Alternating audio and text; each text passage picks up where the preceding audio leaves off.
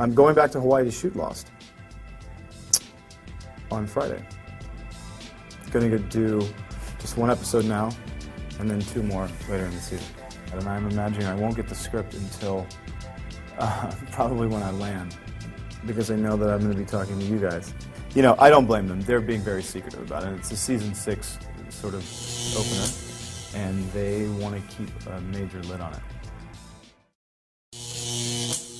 Hi, I'm Somerhalder, and one thing you may not know about me is that I am obsessed with saving stray animals. My girlfriend and I have saved and rescued several animals. The rescues are just amazing. They're awesome. How did I end up on the Vampire Diaries? My girlfriend and I were staying in the desert, and I realized that I'd missed this meeting, called my representation at 9 o'clock at night. We were in Vegas, and they called me back. And I was completely convinced that I'd missed my opportunity, and I was going to be kicking myself in the butt. And he called me back 5 minutes later. He says, they need you there at 11 in the morning, ready to, you know, having memorized 9 pages of the script. We got up very early, and I drove across the desert while she slept, and I taped my pages together. And that's how it worked on the material. I probably shouldn't be saying that, because it wasn't dangerous. I mean, I'm a good driver. But I had them, you know, across the cabin of the car, laying across my sleeping lovely lady. It's pretty funny. Is it fun playing the villain? It is. He's a lot of fun. He loves what he does. And he's convinced that what he's doing is right. That's what makes it so fun to play him, because he's justified in everything he does, and he has a blast doing it. Having an immense amount of power to play with, literally, not being a mortal human being, as an actor, it adds so much dynamic to this character. So you don't have the restraints of being this normal guy. You could basically do whatever you want. And that makes it fun to read, to act, and to view. You know what I mean?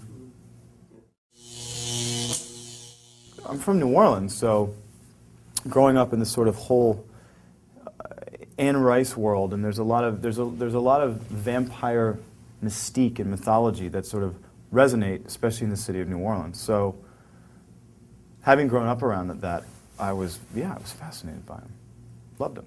I always wanted to play one, and auditioned for True Blood, and just couldn't rock it to convince Alan Ball that was my role. And then I didn't get it, and I was very bummed. And I couldn't watch True Blood until now, because now that I have my own other role. So, but I was convinced after that I wasn't going to be able to play a vampire, because I kind of blew the audition. My very first job as an actor, it was a guest star role.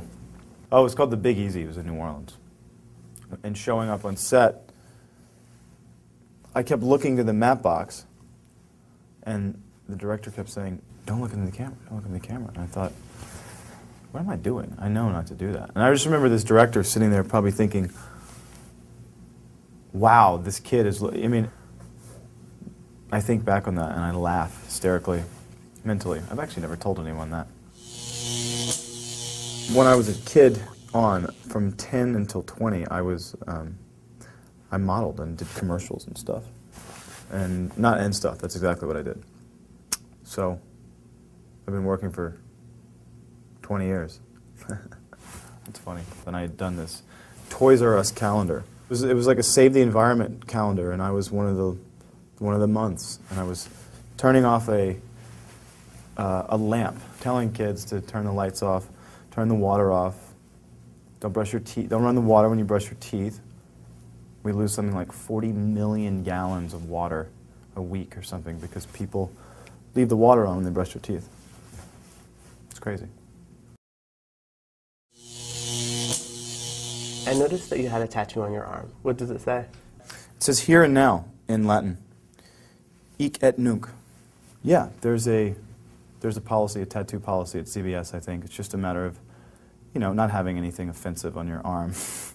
Because I'm sure that could lead to some problems for the studio and the network, but they approved it.